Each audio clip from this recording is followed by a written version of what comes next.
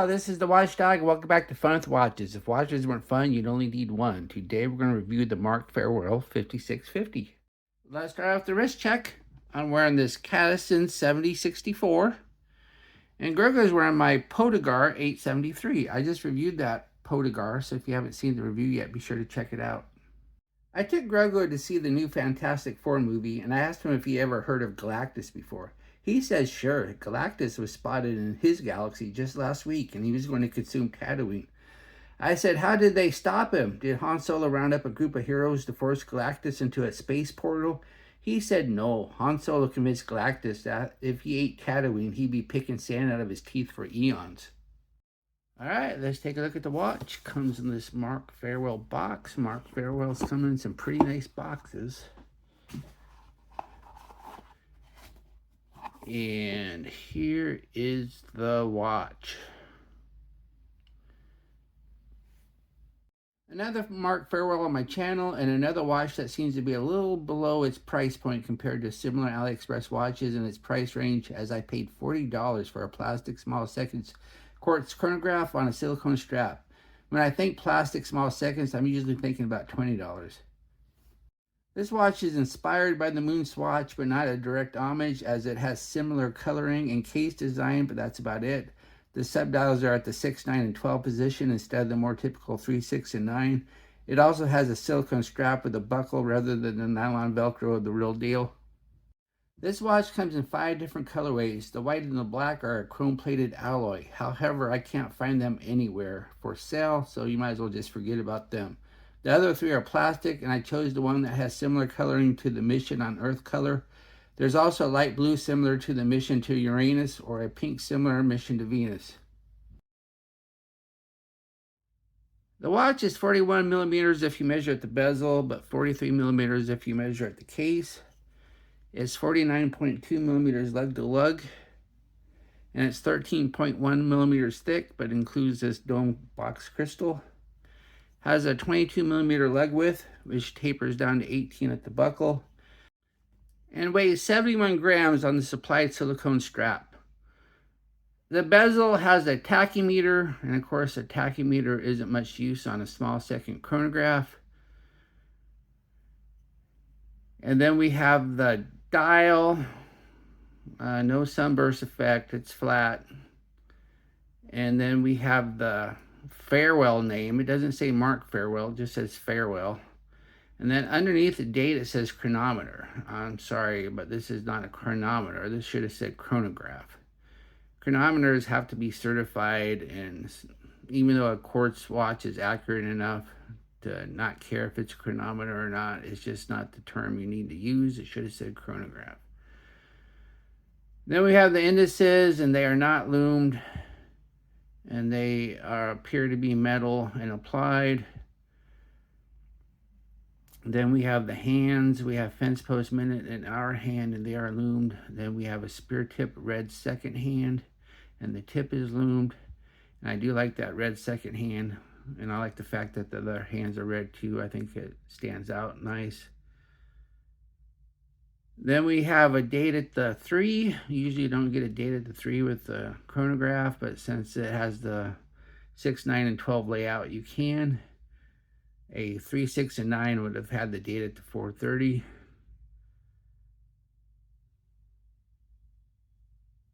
And then we have the subdials. The bottom subdial is the small second chronograph. Just press the top pusher and it starts ticking away. And as you can see, the top subdial is subseconds.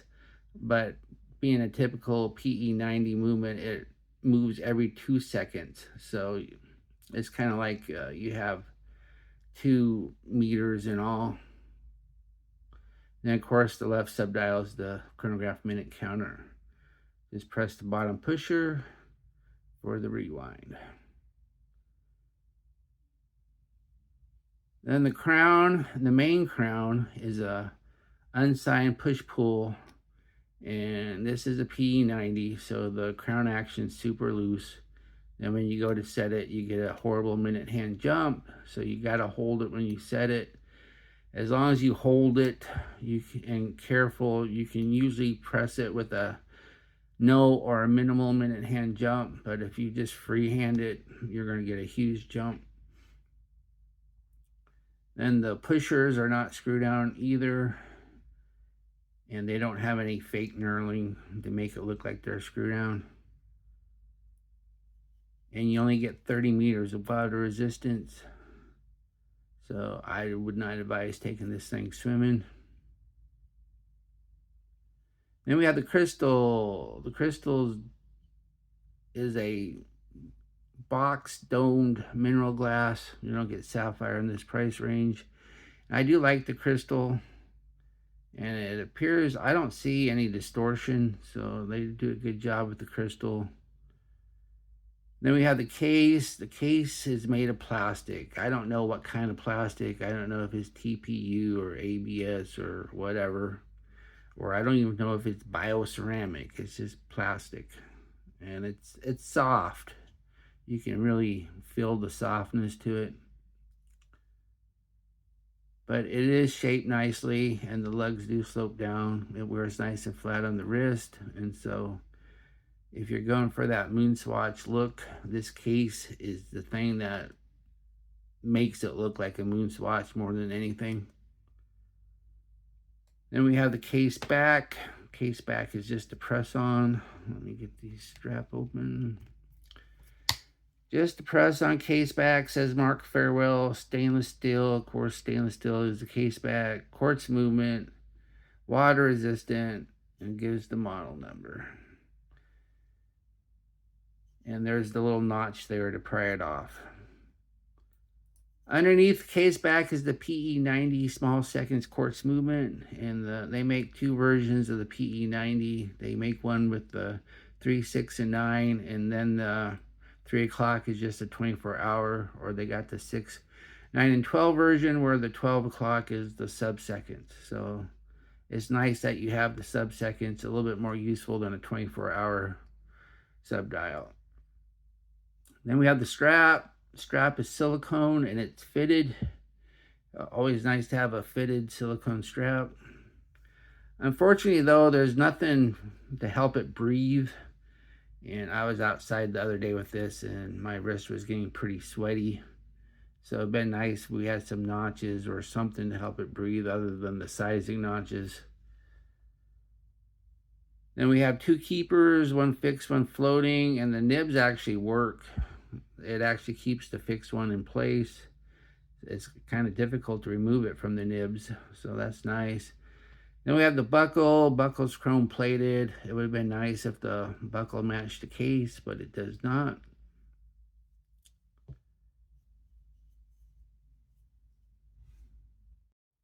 Here's the watch on my 7.5-inch wrist. It looks nice. It wears nice. It is a big watch, but it wears nice and flat on the wrist. Unfortunately, though, I only have 2 notches left. So if your wrist is bigger than 8, you're going to need another strap. I guess there's not even much room to cut another notch. So yeah, you're going to need a strap. And keep in mind, this is a 22 millimeter. So you're going to have trouble trying to find a fitted strap for this. So you're probably going to have to go with something that's not fitted. Here in the loom room, I did wear the watch to bed and was able to make out the time when I got up in the middle of the night, but just barely. As we speed up the time, we see a green C3 colored glow with only the hands loomed and none of the markers. Everything is fading fairly fast, with the hour hand being a little bit better than the minute and second hand. There's a little life left to it, but not much. But I have seen a lot worse. What I like about this watch, it looks and wears nice. It has that moon swatch look without being a direct homage. And it does have a sub-second style. What are my gripes and groans? It says chronometer on the watch when it's not a chronometer. The strap can get sweaty, needs some breathing. And the strap is also too short. I only had 2 notches left.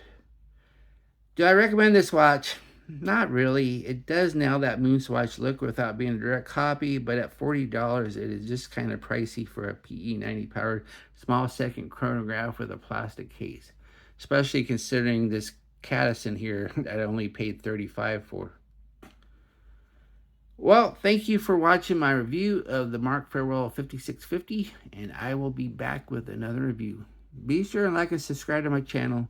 And if you like this watch, be sure to use my affiliate link and I'll get a tiny commission, but those tiny commissions do add up.